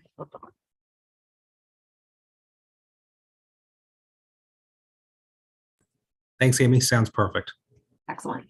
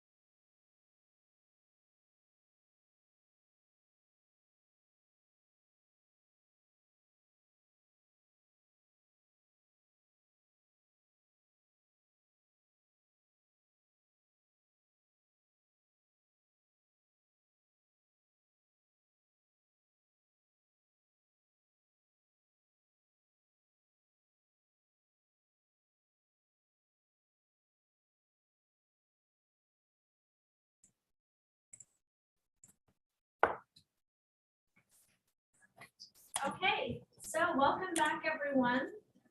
Give folks another moment to hop online and turn their cameras on. Hope everyone had an enjoyable extended lunch. Sound check, is everybody on hearing this okay? How's our sound after lunch? Can we get sort of a Stephen, is, thumbs up, are you thumbs hearing us down?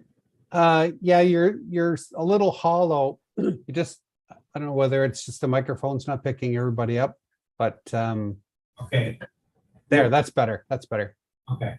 We've changed computers over lunch hour and things. We're gonna try out some new things here, so hopefully fingers crossed. Okay. And you're able to see the boardroom. Okay, so let us know if you do have any trouble with the sound, and we'll continue to adjust as we go. So welcome back. The next item on our agenda after lunch is an update on Bill 106. And so I'm going to invite Amy Stein, the Deputy Registrar, to come and share an update. Amy? Thanks, Sarah. So this is just an update on some of the legislative reforms that have been happening with respect to the Regulated Health Professions Act. So going back to spring of this year, in April, the Ontario government enacted what's known as Bill 106, which was the Pandemic and Emergency Preparedness Act. And that act amended the Regulated Health Professions Act, among other pieces of legislation. And what it did was it gave the government the power to make further regulations in a number of areas. So we've been keeping an eye on this, and over the summer, there were some consultations about some of these regulations that will give effect to the Bill 106 spirit, which is to ensure that there is access to healthcare services in the event of emergencies.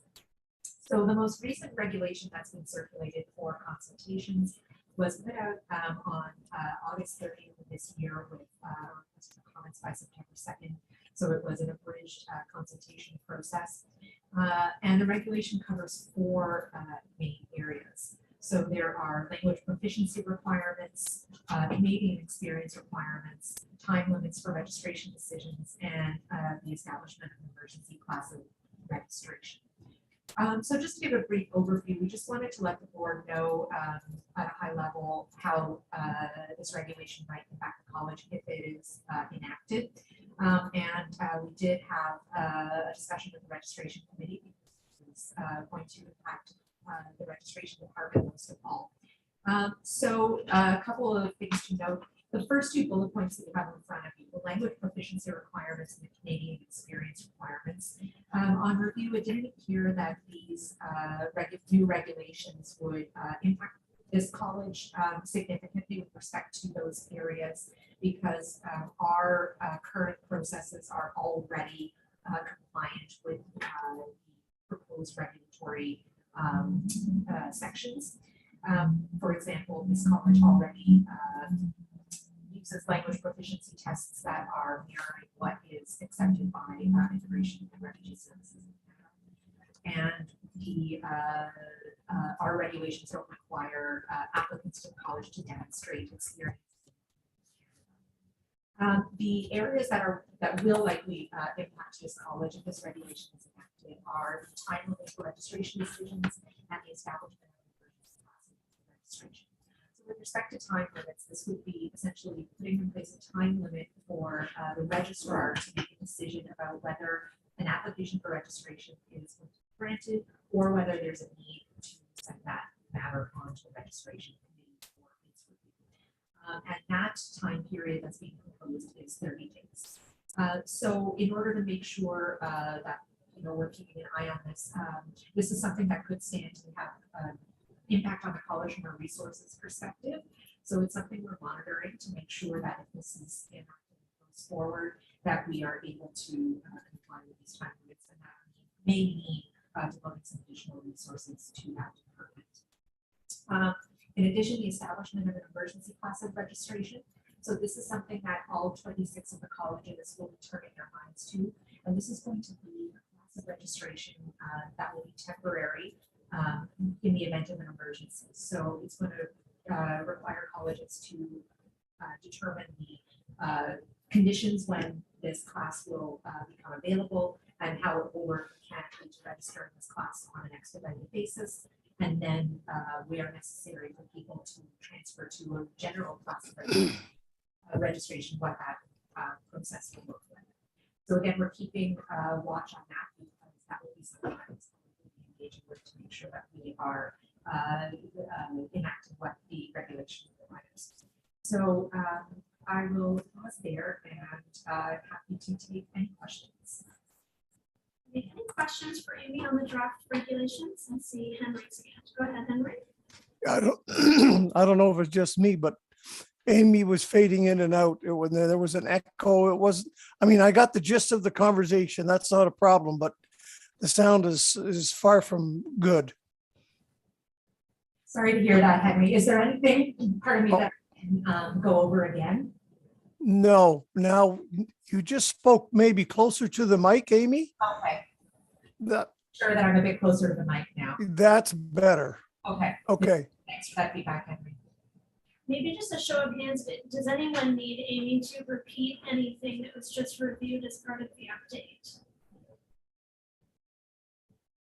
It sounds like people got sort of the gist of it. Questions, comments, points for clarification on the draft regulation for Amy?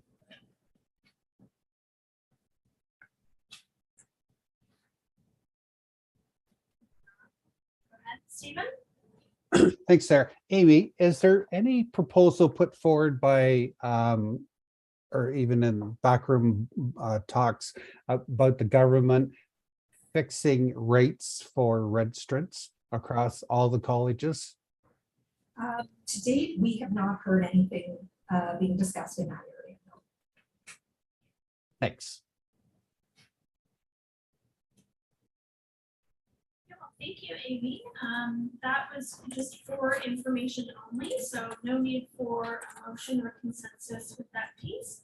And so with that, we will move forward. We're going to be inviting Tarina Riaz, the chair of registration, to take us through the proposed amendments to the contact lens monitoring policy. So Tarina, I'll invite you to take the floor. Okay, thank you. So this item 9.0 is before you, the board, to consider a proposed amendment to the experience requirements to the contact lens mentor policy. So here's a little bit of a highlight, even though you have all the material before you and appendixes and all that, but current contact lens mentor policy requires that an optician acting as a supervising mentor should be registered with the college in good standing and have a proven record of minimum 50 soft contact lenses and 15 rigid contact lenses fitted, and a minimum of 3 years of actively practicing opticianry after their first registration.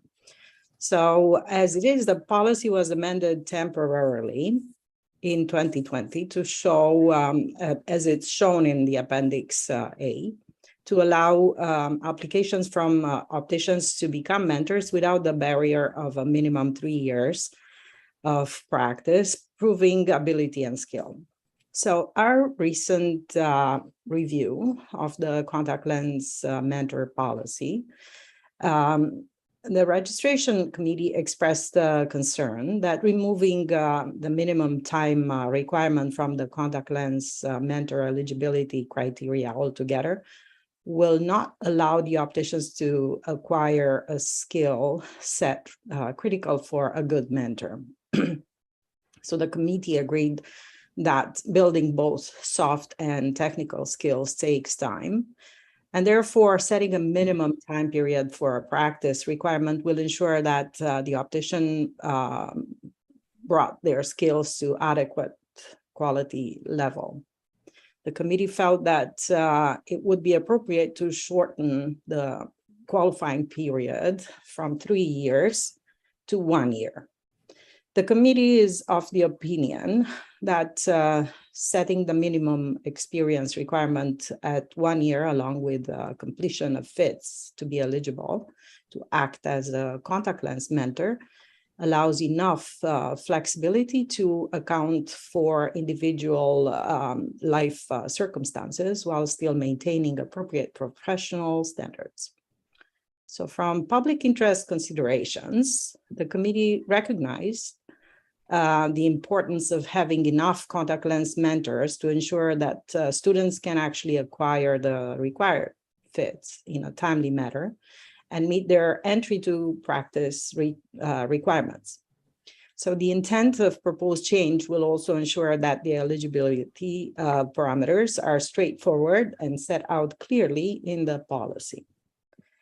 From diversity, equity, and inclusion considerations, the committee recognized that a requirement to be registered for 3 years may create unnecessary barriers for both opticians and students to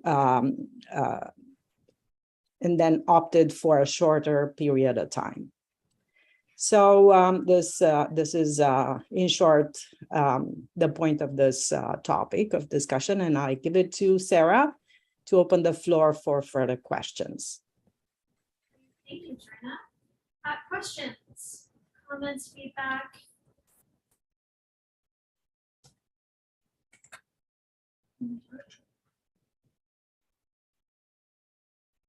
Questions or concerns related to the proposed amendments? Seeing Stephen and then Omar. Thanks, Sarah. Dorina, this proposal you ought to be commended for your committee. I think this is a win-win for everybody, both as for the members of the profession and members of the public at large, in that there's more access to that they can go to and go to the particular to get the assistance that they need. So I think it's a great win-win for everybody. Good job. Thank you. We thought so too. Thank you, Stephen. Omar, and then Diana. Yeah, Dorina, thanks for that wonderful presentation. My question is in regards to the time limit for the contact lenses. I did quite a few prior interviews, and I noticed there has been a lot of difficulties in students understanding the questions and giving answers. Apart from the three, the core, the eye contact, and the lenses, the contact lenses and eyeglasses, contact lenses seems to be the most difficult for these students. So my question is, or my concern, if we should minimize the level of training for mentorship regarding contact lenses, I don't know how if that is sufficient enough or justified students being more adequately prepared. Yes, I can answer this question. The question, I understand you refer more to the quality of knowledge that students gain in the field of contact lens fitting.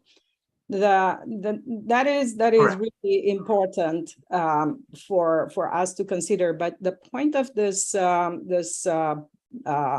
matter before you, the board, is really to qualify a supervisor that is called a mentor.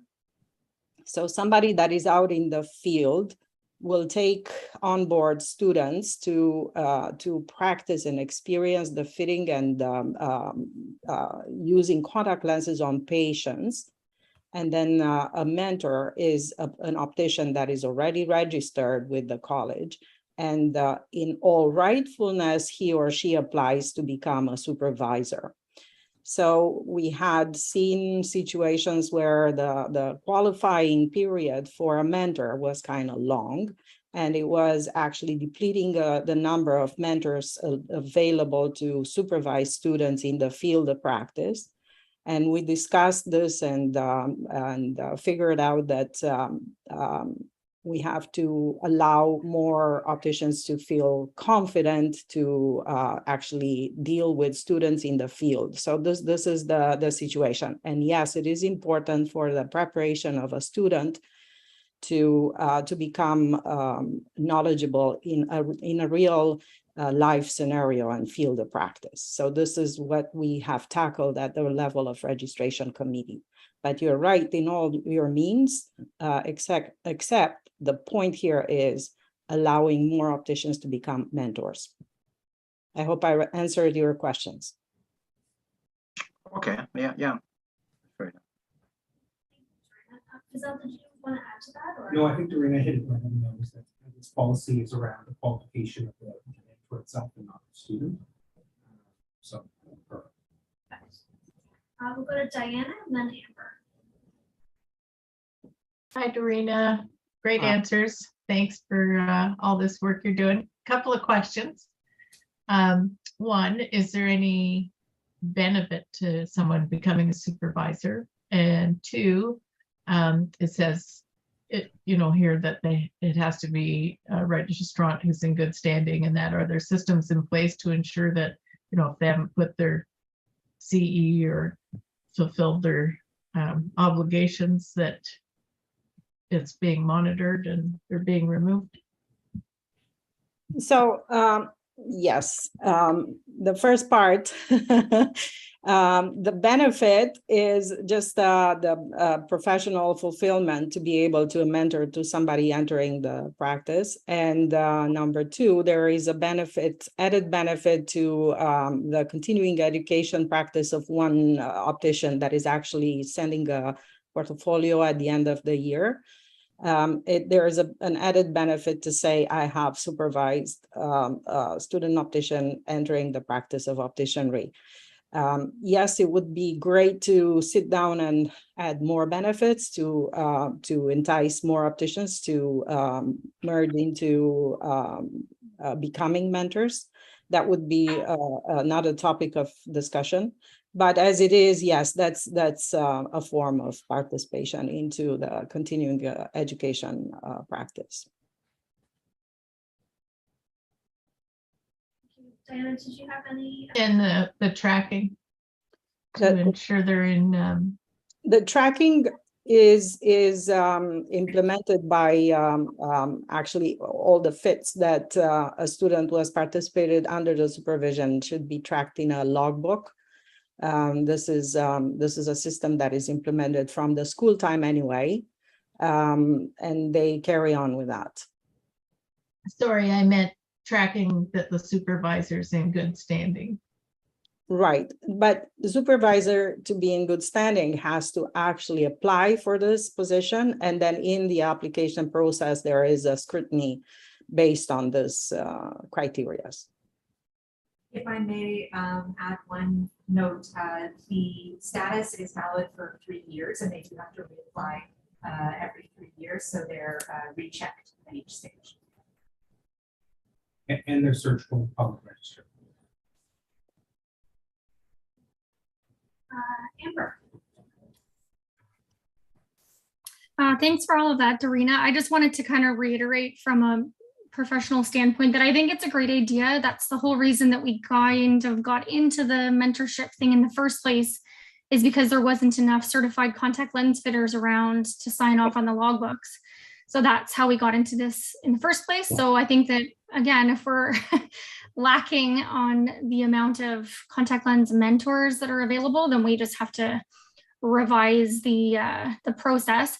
And I also think that there's a lot to be said for new grads because, I think that a lot of times they have a lot more fresh knowledge in their brains when it comes to contact lens fittings.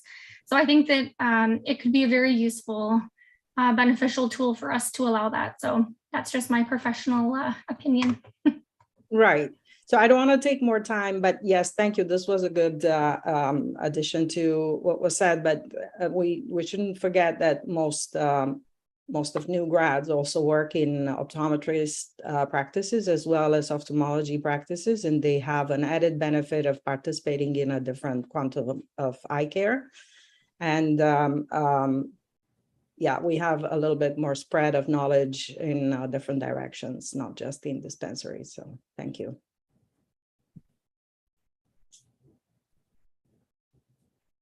Sorry, Netta, I'm missing who's right beside me. Netta. Doreen, a quick question. Is there anything else can be done to encourage the optician to become a mentor? For example, in the public registry form. So I think as I said before to a similar question, I think there is this is a topic of a different committee meeting, but I would like myself to hear from the staff of this college if they have any better opinion about what should we submit to the board to understand better how are we committed to get more mentors on. But as from the level of committee, we have deliberated that this was the first best next step to do to get more on board. So I'm gonna give the word to Fazal, if you don't mind. Sure, my pleasure. Dorina, you're absolutely right. You know, this is definitely something that we can delve into in another committee meeting. But you know, one such idea might be considering increasing the incentive that we award for value to a mentor, because for the number of hours we spend with a student and things, the amount, I think we give them like 1 hour for every 1,000 hours put in. I just don't think that's much of an incentive. So we certainly can poll the membership to see if there's any barriers to applying and if there's anything we can do to increase the incentive. But I think our QA program is definitely one of those rewards that we can look at leveraging. Yes, the other idea that I was thinking could be some kind of a recognition in the name search in the public registry. Well, they do come up in the public registry if you filter it by mentor. No, I mean, I don't know. And you know how Instagram has, if you have so many certain followers, it becomes a blue check mark beside it. Some kind of a recognition to have this kind of a badge on their public registry to give them that added recognition compared to non-mentor opticians. Not just a brainstorm, Yeah. something that maybe would appeal nicely for the optician that they doing the extra work. I think those are great suggestions. We should put them on a very strong agenda to consider for the next meeting review. Sure. We'll let Netta have one more, One and then more, I think and we'll then- park it for another committee meeting, and we'll do that. Even I was thinking that maybe it could be a list of the students that they were mentored to be there not in a very long kind of a form, maybe in a shorter kind of a form that it shows, okay, this optician mentored 10 students. This is how this optician contributed to our industry. I'll put that to notes and bring it to our chair. Thank you. So I think a very lively discussion on this topic, and thank you, Joanna, for your presentation. Let's do a test for consensus on the proposed amendments, and then we'll move to a motion. So can I see a show of hands? Consensus on the proposed amendments. Omar, I think I just missed you. Okay, very good. Okay, so Stephen, I will pass to you for a motion. Thanks, Sarah. And the motion that we're looking for is that the board approve the proposed amendments to the contact lens mentor policy. I have a mover. Amber? Second. Diana? All in favor? Anyone against? I believe Omar, that was a 4 hands. And I don't believe Omar, I think Omar was voting in favor of, correct? Yes. Correct, Yes. yeah. Okay, thank you. Listen, I'm always in favor of some positive visions, you know? Okay. And the motion carries. So, Dorina, we are going to keep you as the chair of registration to present on the next item that is the life member policy. Yes, thank you.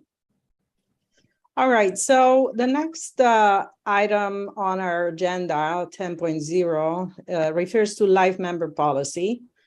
And this is a trailing topic, but the present proposed policy is that registered opticians sounds like this. So registered optician who have permanently retired from the practice of opticianry can apply for be nominated for a life membership, provided that they meet the criteria set out in the college's bylaw.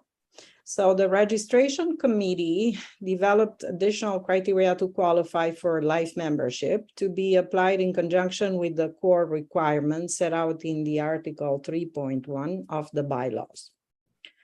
The committee's work was informed by the registrant survey that was circulated in 2018, as well as a recent environmental scan of the practices of other Ontario regulators. The additional criteria are set up in the proposed life membership policy and presented to you in Appendix A. The registration committee felt that the proposed criteria will ensure that individuals who are granted the life member title will not bring the college into disrepute. If a life member was no longer meeting the criteria of the policy, the bylaws permit the board to withdraw the life member status. So from the perspective of public interest consideration, the committee agreed that life members should continue to uphold themselves to the title in a manner that is consistent with the college's standards. Should there be a continuum of infractions or conduct issues, a review of character would be considered at the board's discretion. So the public in Ontario trusts that opticians not only have the technical expertise, but also the ethical competence to uphold the college's standards and have a willingness to put the public interest at first. From diversity, equity, and inclusion considerations, the committee did not identify any concerns from this perspective standpoint relating to the proposed life member policy. And therefore, I give it to Sarah to open the discussion board if needed. Questions, comments? Clarity needed. Amber, yes, go ahead. So just maybe for like parking lot for future years, I know that this has been the way that it is forever. What about the idea of like, instead of a life member title, like an alumni title? And that's just kind of me speaking, thinking out loud here, but just sometimes, you know, people are retiring, you know, well into their 80s. And, you know, if there's, I just think that it's hard to police that. If they're no longer registering with the college, then how do you keep track of their conduct and their, you know what I mean? If they're no longer practicing, they're no longer registering with us, but now they just have been given this title, how do you keep track of that? That's my only question. Whereas if they're given the title as a alumni member, perhaps, then I don't know. That's just my thought. Okay, I'm gonna give a little bit of my mind to this. Thank you for your question. So first of all, this is a standing title that exists so far. So we have to deal with this as a policy because it's already instated, it's in our bylaws, and then we're talking about this to modify or not modify. So this is the point of our total item on the agenda today, is before the board to listen to. It is great that you're bringing something out. We did discuss prior. It is another added layer of maybe pride of professional ownership or something like that. So that is also a topic of discussion of further or extended or maybe added benefit to the membership. So I think it's great, but it doesn't exist yet. So we need to create it. And my question to you is, to you personally, is why would anybody want that? That is a great point. I just, I guess on the flip side of this is, what benefit to the college is there by having the life membership? Like, if we're not collecting any fees for it and we're still, I just wonder what benefit to the college there is. I'm just gonna say it's an honorary benefit, but I'm gonna give it back to Fazal to paint it better than me if he can. Since he has that much more experience in dealing with policy. So thank you, if you could. Sure. I'm going to tech this with Amy a little bit, but I think we should go back to first principles with the designation of life member. I believe it enables you to be able to vote in elections and keep up to date with mail and things like that. So there's certain. Sorry, Fazal, we don't hear you well. No problem. You need to speak straight into the mic, Fazal, otherwise you fade away. No worries. So there's certain benefits that come with the status, including the ability to vote in elections and receive news updates and things like that. So there are certain benefits to the registrant. To us, you know, we ride a thin line between providing, connecting or connecting with retired opticians, but we also have to be careful that we don't tread into association territory where we're possibly implying some sort of endorsement or achievement, like a lifetime membership or things like that, where it might imply that we're endorsing something. We've typically stayed out of that realm. On a relational level, I know that a lot of opticians put in a lot of time and may not be members of the association, but put in a lot of time with us and feel sometimes a little disenfranchised that they're not recognized in any way as they sort of retire. But at the same time, I'm always cognizant of when you put a designation on somebody, like when we're saying somebody's a registered optician, that comes with checks and balances. If they're keeping up with QA, they're not in breach of our standards or code of ethics.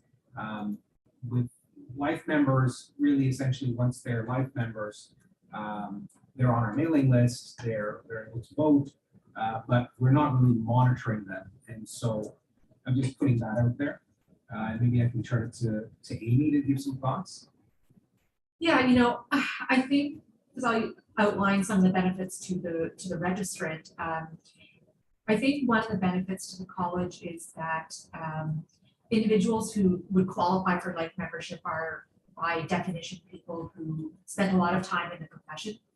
And when they retire, having them still sort of in the loop, kept in touch, potentially, you know, being someone who is able to pine in on some of our stakeholder consultations, they could still be adding a tremendous amount of value just by virtue of their experience. So I think it is a win-win. You know, the reality of it is that we have not had that many registrants apply for life membership. You know, that might change in coming years. And Fazal's right, we're not continuously monitoring them. If they qualify at the time of application, then they would be granted the title. But there is a mechanism in the bylaws that if the board were to come across information that suggested that the person was no longer eligible, then that title can be revoked. So this policy that's before you, it has a sort of, I don't want to call it a catch-all, but there is something in there to the effect of if someone it doesn't, if it would, you know, bring the reputation of the college into disrepute, it's worded as they've acted in a manner that's inconsistent with ongoing association with COO. So there's a mechanism in there to make sure that if their information comes to light that would suggest that someone's holding this title might bring the college's reputation into disrepute, that's something the board can take into account. So I think this policy is just trying to make sure that there's a common understanding about this discretionary honorific title that is available for the board to grant. Thank you, Amy. Amber, does that help answer your questions? Yes, it does. Thank you so much. Any other thoughts or comments? And certainly, I think there were some, you know, takeaways for later consideration there. Any other thoughts or comments before we look for consensus on this policy? So with that, let's see a show of hands if there is consensus to move forward on this policy.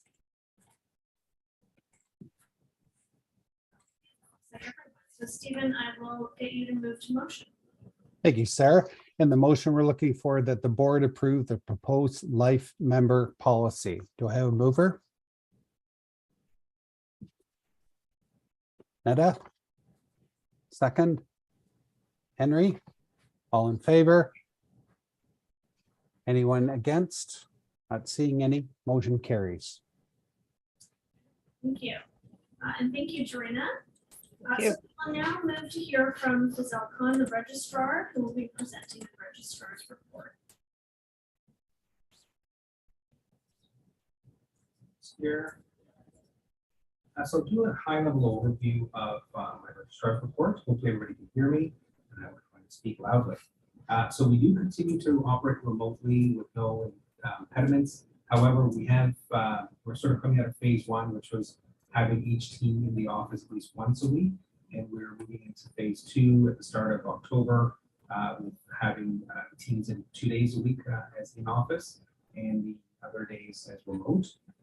This is sort of to assist with collaboration and team building, as well as onboarding of new staff. As far as government relations and pending regulations, we're still working with our government relations company. Now that the election is over and settled, that happened this spring, we are working with the ministry to see if we can move our pending regulations, the registration regulation, which has been almost, I think, 7 years, and professional misconduct regulation.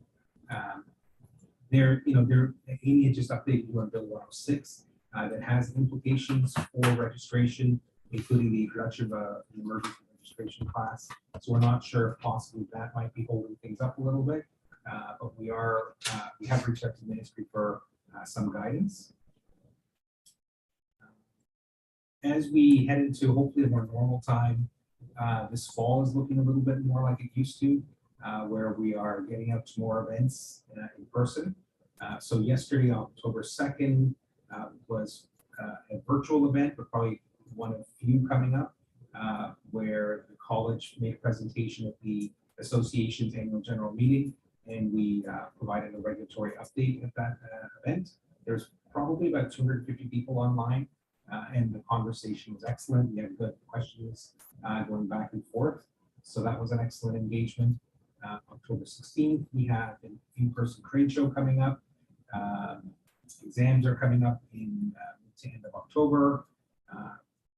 There is CNR, which is a regulatory symposium coming up in Prince PEI. November 5th and 6th, the Ontario Opticians Association is hosting a student night as well as a trade show the next day. So the college will be at both of those.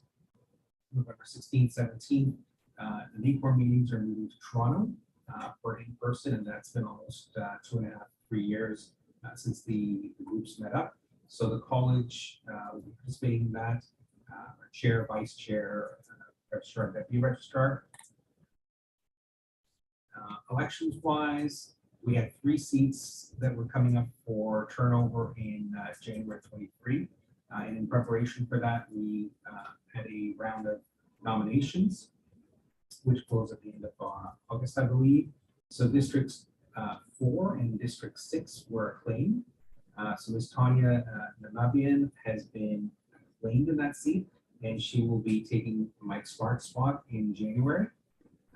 District 6, Mr. Rob Vizina will be taking the space of Sandra Fournier at the beginning of January. And District 7, we've got 2 people who have expressed interest in running for that spot. Our current sitting board member, Mr. Samir Modera, who's the incumbent, and Ms. Hina Sharma.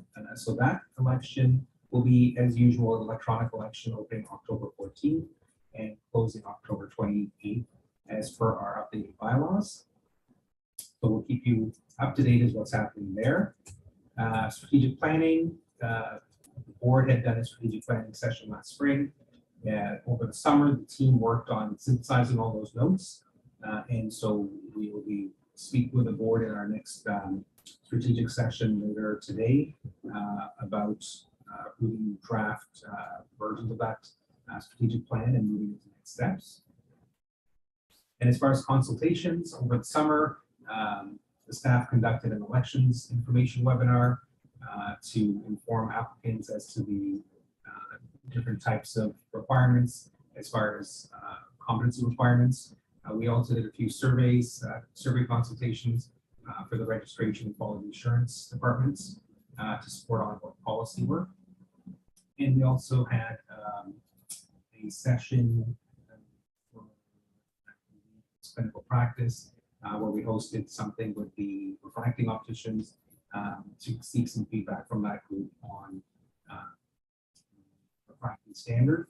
And that feedback is being compiled and given to the registration committee, sorry, to the clinical practice committee, which they'll transact later this year and get back to you. So that is my registrar's report, and I'm happy to field any questions. Any questions for Giselle about the registrar's report? Go ahead, Henry. Just a question, Fazal, that meeting you're going to have with the students in the trade show, where would that be held? So that one that's being held in November is going to be in Richmond Hill at the Sheraton Hotel. So I believe the Saturday night will be a sort of a student mixer, which I'm hoping to have one of our team with on the table, because these will be people who will be graduating soon and often have a lot of questions about the upcoming exams. So we'll be there for that. And then the next day is an all-day trade show. So we'll have a booth at that event. Okay, thanks. Any other questions? Feedback, comments?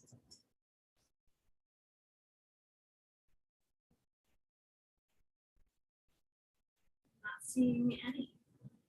So with that, I will then invite Stephen Kinsella, the board chair, to take us through the approval of the reports. Thanks, Giselle. Thank you. Thanks, Sarah.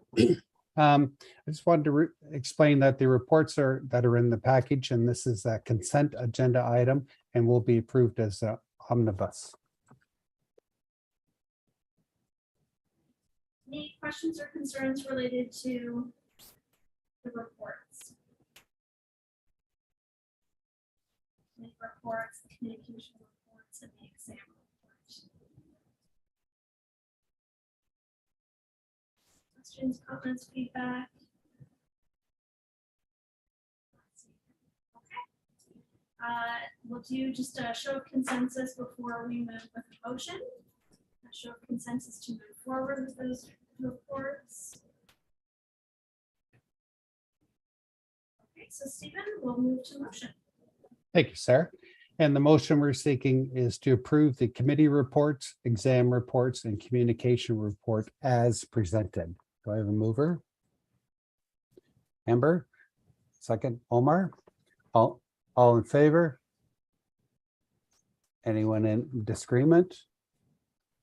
Not seeing any. Motion carries. Okay, wonderful. So that concludes our meeting for today. I'm going to have Stephen, board chair, call for a motion to adjourn. And do I have a mover to adjourn the meeting? I'll move, Derek. Derek, thank you. Seconder?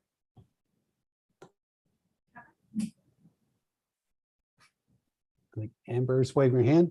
Yep. All in favor? Anyone against not adjourning the meeting? No one. Carried.